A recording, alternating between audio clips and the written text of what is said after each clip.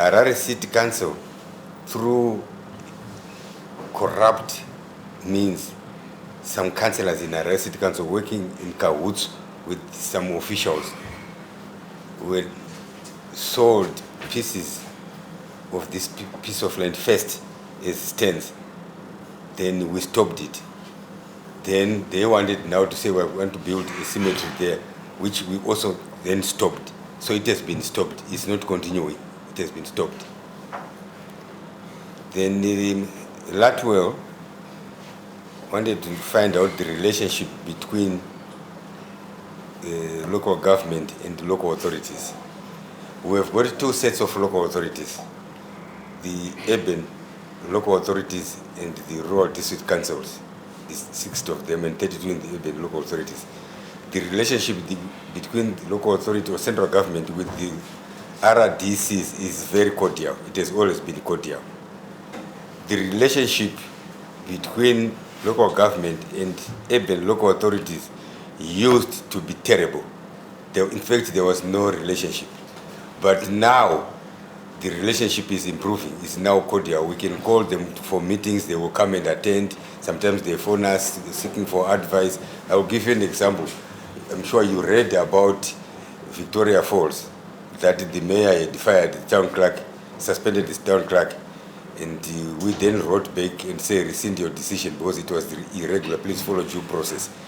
We then had meetings with them. We called the mayor, the deputy mayor, the HODs and the town clerk for a meeting just before Christmas. We then discussed our concerns that the way you had suspended the town clerk was irregular. It was not in line with the Urban Councils Act. Kindly go back and rescind your decision and then follow due process. And they've done that. So the relationship between local government and local authorities is now cordial. And this is built out of the capacity building that the president directed us to do, the Chitepo School of Ideology training. A lot of people, including maybe some people that are in here, think Chitepo School of Ideology is an NPF organization. It's not. It's a government institution. It's like Kushinga Pikelela Agricultural College. But this one focuses on ideology training. We must understand who we are, where we are coming from, where we are, and where we ought to go as a people. That is the purpose of the Chitepo School of Ideology, which, Honorable Minister, if you allow us, would need to extend that training to your family here. I would prefer that.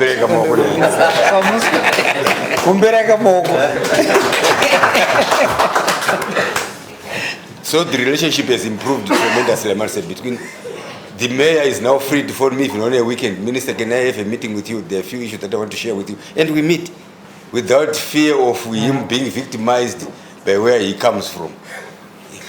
We meet councillors from the opposition. They phone, Minister, what are you thinking about our remuneration as councillors? These are opposition councillors phoning the minister. And we talk and we share. So it has improved. It's now very cordial. Even His Excellency, in his closing remarks last year, in the last cabinet meeting, he actually confirmed that he is pleased and has observed that there is now a mindset shift from our local authorities in terms of how they are relating with central government and how they are discharging their duties. So we have now eradicated the them and us attitude. It's now us as a collective. The CFISO, twinning of cities, have stalled. Yes, we have deliberately decided not to put a lot of effort in that. We don't want to bring somebody from a well-planned and well-managed city to come here and is taken to a city where people are building cemeteries on top of services, water and sewer pipes, or to a city where people are attempting to build houses in a cemetery, or people are demarcating stands in the middle of a road. We want to deal with the issues that are affecting us first. That's why His Excellency appointed that commission of inquiry to deal with let's deal with these issues first. Let's clean our house first. Once we do that, we then identify like-minded cities to come and have partnerships with us. So it's not dead, but we just want to clean our house first. Mkoma Richmond, demolitions. On one hand, city of Harare is saying we're going to demolish 5,000 houses. And central government is saying no. You see, the local authority is a child to central government. If you see your child misbehaving, you reserve the right to put him into order or her into order. In this instance, the same local authority was, in certain instances, inspecting these houses whilst they were being built, sending inspectors to go and inspect. They were seeing in full view of the citizenry these houses being built. When people have now finished building those houses and they've just moved in, they go and seek a court order to demolish because they have built on a irregular location.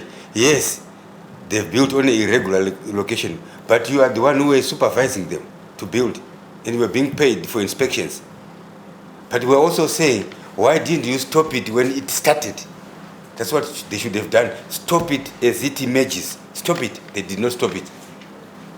Because people are, it's a populist approach, trying to, score some cheap political goals.